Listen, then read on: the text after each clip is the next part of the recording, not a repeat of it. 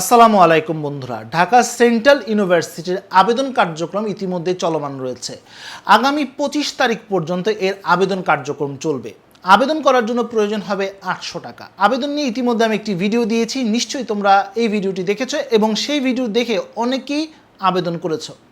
আবেদন করার সময় নিশ্চয়ই তোমরা কয়েকটা বিষয় খেয়াল করেছো, বেশ কিছু তথ্য কিন্তু সেখানে উপস্থিত নেই, তবে তথ্যগুলো খুব গুরুত্বপূর্ণ এবং এই তথ্যগুলোর ব্যাপারে কখন কি করতে হবে আজকের ভিডিওতে এই নিয়ে বিস্তারিত আলোচনা করব। যদি তথ্যগুলো না জানা থাকে তাহলে কিন্তু তুমি বিপদেও পড়ে যেতে পারো, তাই ভিডিওটি শুরু থেকে শেষ পর্যন্ত দেখার অনুরোধ করছি। প্রথমেই আমরা আলোচনা করব প্রশ্নের ভার্সন নিয়ে, অর্থাৎ প্রশ্নটি কি ইংলিশ মিডিয়ামে অ্যান্সার করা যাবে নাকি বাংলা মিডিয়ামেই অ্যান্সার করতে হবে, এমন কোনো অপশন কিন্তু আবেদন করার সময় ছিল না। তাহলে এখন কি করতে হবে? কারণ ঢাকা সেন্ট্রাল ইউনিভার্সিটিতে জেনারেল শিক্ষার্থীরা যেমন আবেদন করবে, ঠিক একইভাবে কিন্তু ইংলিশ ভার্সন বা ইংলিশ মিডিয়ামের শিক্ষার্থীরাও কিন্তু আবেদন করবে। তারা তাহলে কোন ধরনের প্রশ্নে তারা পরীক্ষা দিবে, এই বিষয়টি আগামী কিছুদিনের মধ্যে হয়তো বা কর্তৃপক্ষ আপডেট দিবে এবং সেই আপডেট পেলে আমি অবশ্যই তোমাদেরকে জানিয়ে দেবো এবং সেই অনুযায়ী তোমাদেরকে হয়তো বা নোটিশের মাধ্যমে কোনো অপশনের মাধ্যমে কিছু একটা তো অবশ্যই নির্দেশনা তারা দিবে, সেই নির্দেশনা অনুযায়ী তোমাদের কাজ করতে হবে।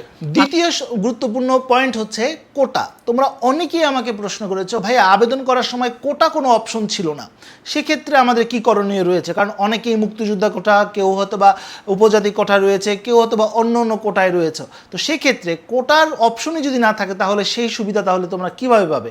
বন্ধুরা, এই মুহূর্তে অর্থাৎ এই মুহূর্তে আবেদনটা হচ্ছে তোমাদের প্রাথমিক আবেদন। এই আবেদনের সময় তোমাদের কোটার কোনো তথ্য দিতে হবে না।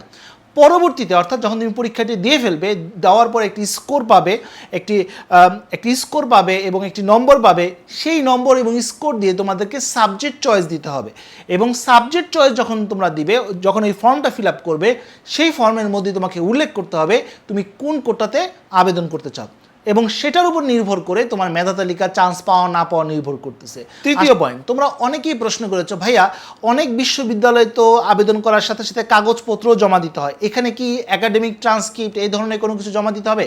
না, জমা দিতে হবে না। তবে আবেদন করার সময় যদি তোমার এইচএসসির তথ্য বা এসএসসির তথ্যে ভুল থাকে, তখন তোমার রোল নাম্বার এবং অন্যান্য তথ্য দেওয়ার পর সার্চ করছো, তখন কিন্তু তোমার ডিটেলস রেজাল্টটা তুমি দেখতে পাচ্ছ।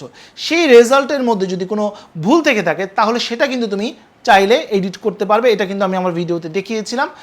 সেক্ষেত্রে নিচে একদম নিচে দেখবে, অর্থাৎ এডিট করার ক্ষেত্রে এই অপশনটি আসবে, সেই ট্রান্সক্রিপ্টটা বা নম্বরপত্র সেখানে তোমাকে আপলোড করে দিতে হবে। অনেকেই একটি প্রশ্ন করেছো যে ভাইয়া আমরা আবেদন করার পর অনেক সময় আমাদের অ্যাপ্লিকেশনটা আন্ডার রিভিউতে চলে যাচ্ছে বা পেমেন্ট করার পরেও আন্ডার রিভিউতে যাচ্ছে, সেক্ষেত্রে আমাদের করণীয় কী? সেক্ষেত্রে অপেক্ষা করতে হবে 2 থেকে 3 দিনের মধ্যেই তোমাদের রিভিউ করে তোমাদের অ্যাপ্লিকেশনটা যদি আবেদন করার যোগ্য হয়ে থাকে তাহলে তোমরা আপডেট পেয়ে যাবে এবং তোমাদের অ্যাপ্লিকেশন যদি পেমেন্টও হয়ে থাকে সেটাও তোমাদের পেমেন্টটা রিসিভড হয়ে থাকবে। তোমাদের একটা কাজ করতে হবে, যখনই তোমরা পেমেন্ট করবে, পেমেন্ট করার পর তোমার মোবাইলে অথবা যার মোবাইল নাম্বার দিয়ে তুমি পেমেন্ট করছো মোবাইল ব্যাঙ্কিং অ্যাপসের, নিশ্চয়ই একটা ট্রানজ্যাকশন আইডি অর্থাৎ পেমেন্ট কাটার পর একটা ট্রানজ্যাকশন আইডি আসবে, সেটা অবশ্যই সংরক্ষণ করে রাখবে।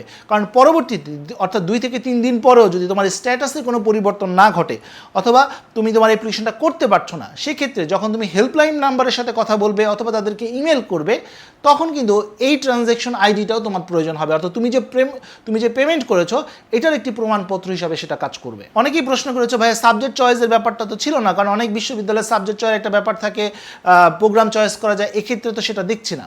তো এক্ষেত্রে তোমাদের অপেক্ষা করতে হবে, অর্থাৎ এখন তোমরা প্রাথমিক আবেদন করছো, আবেদন করার পর তোমরা ভর্তি পরীক্ষা দিবে, ভর্তি পরীক্ষার পর যখন তুমি একটা স্কোর পাবে, অর্থাৎ ভর্তি পরীক্ষার স্কোর এবং তোমার জিপিএর উপর স্কোর, এই দুটা কম্বিনেশন করে একটি তোমার মেধা তালিকাও দেওয়া হবে। সেটার পর কর্তৃপক্ষ তোমাকে সাবজেক্ট চয়েসের জন্য একটা সময় দিবে এবং সেই সময়ের মধ্যে ওয়েবসাইটে লগ ইন করে তুমি সাবজেক্ট চয়েস দিতে পারবে। অর্থাৎ সেন্ট্রাল ইউনিভার্সিটিতে যে সাবজেক্টগুলো রয়েছে সেগুলো তুমি র্যাঙ্ক করতে পারবে, অর্থাৎ 1, 2, 3, 4 এভাবে তুমি র্যাঙ্ক করতে পারবে। এই নিয়ে আগামীতে ইনশাল্লাহ ভিডিও থাকবে, আমি ইনশাল্লাহ এটা দেখিয়ে দিব কিভাবে তোমরা সাবজেক্ট চয়েস দিবে। সর্বশেষ অনেকেই প্রশ্ন করেছে, ভাইয়া ইউনিভার্সিটি চয়েস দিতে হবে না? না, এই মুহূর্তে ইউনিভার্সিটি চয়েস দিতে হবে না। যেটা বললাম, সাবজেক্ট চয়েসের সাথে ইউনিভার্সিটির ব্যাপারটাও আসে। অর্থাৎ যখন ভর্তি পরীক্ষার পর তুমি একটি স্কোর পাবে, তোমাকে একটি মেরিট পজিশন দেওয়া হবে। সাবজেক্ট চয়েসের ক্ষেত্রে তুমি দুইভাবে সাবজেক্ট চয়েস করতে পারো, একটা হচ্ছে কলেজকে গুরুত্ব দিয়ে সাবজেক্ট চয়েস দেওয়া, আরেকটা হচ্ছে সাবজেক্টকে গুরুত্ব দিয়ে সাবজেক্ট চয়েস দেওয়া। অর্থাৎ ব্যাপারটা আমি একটু বুঝিয়ে বলি, যেমন অনেকের কাছে ঢাকা কলেজেই পড়তে চায়, আর কোনো কলেজ তার পছন্দের না, কিন্তু তাকে চয়েস দিতে হচ্ছে, সেক্ষেত্রে ঢাকা কলেজের যতগুলো সাবজেক্ট রয়েছে সে আগে দিবে, তারপর অন্য কলেজগুলো সে দিবে। এটা হচ্ছে কলেজকে গুরুত্ব দিয়ে সাবজেক্ট চয়েস করা। আরেকটি হচ্ছে সাবজেক্টকে গুরুত্ব দিয়ে চয়েস দেওয়া। সেটা হচ্ছে যেমন অনেকে ম্যাথমেটিক্সে পড়াশোনা করতে চায়, অনেকে ইংরেজিতে পড়াশোনা করতে চায়। কারো যদি চয়েস থাকে যে না আমি ইংরেজি সাবজেক্টেই আমার ফার্স্ট চয়েস, সেক্ষেত্রে যতগুলো অর্থাৎ 7টি যে কলেজ রয়েছে, 7টি কলেজের মধ্যে যে কলেজগুলো তোমার জন্য এলিজেবল, সেই কলেজগুলোর ইংরেজি সাবজেক্টগুলোকে প্রথমে দিতে হয়, তারপর অন্য অন্য সাবজেক্টগুলোকে দিবে। এভাবে সাবজেক্টকে গুরুত্ব দিয়েও সাজানো যায়। তখন ইউনিভার্সিটি, তখন কলেজ এবং সাবজেক্ট এভাবেই তোমাকে চয়েস দিতে হবে। বন্ধুরা, এই ছিল প্রায় 5 থেকে 6টি তথ্য, যে তথ্যগুলো এই মুহূর্তে আবেদন করার সময় তোমাদের কনফিউশন সৃষ্টি করেছে। আশা করি তথ্যগুলো তোমাদের কাজে আসবে, কারণ এই তথ্যগুলো না জানলে তোমরা বিপদেও পড়ে যেতে পারো, অথবা কখন কি করতে হবে সেটা হয়তো বা তোমরা বুঝতে পারতে না। যাই হোক বন্ধুরা, এই ছিল আজকের মতো ভিডিও। পরবর্তী আপডেট এবং সঠিক তথ্যের জন্য আমার চ্যানেলটি সাবস্ক্রাইব করে রাখার অনুরোধ করছি। তো বন্ধুরা, যে পর্যন্ত সবাই ভালো থাকো, সুস্থ থাকো, দেখা হবে আগামী কোনো ভিডিওতে। সে পর্যন্ত আল্লাহ হাফেজ।